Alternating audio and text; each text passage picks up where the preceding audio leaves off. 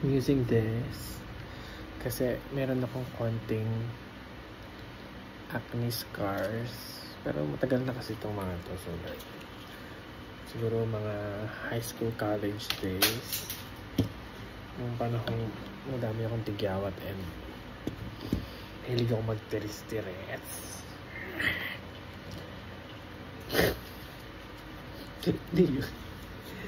So yeah, sabi dito if old scars daw mga 2 to 4 months. So I don't know if effective siya, pero I'd rather use this for now kasi planong ipa-derma pa.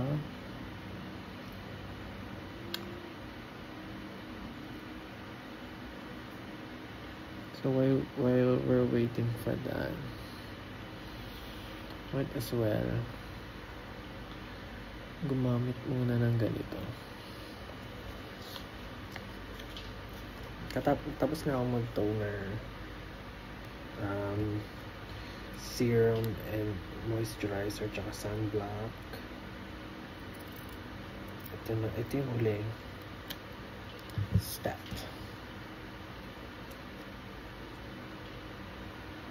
before ako matulog. I know umaga pero night shift kasi yung work ko. So itong routine, skincare routine ko before matulog is like, I don't know kung morning or night. Technically it's morning pero parang night kasi before matulog. Siguro 1 week na ako nagamit nito. So I don't expect any mabilisang resulta. So yeah.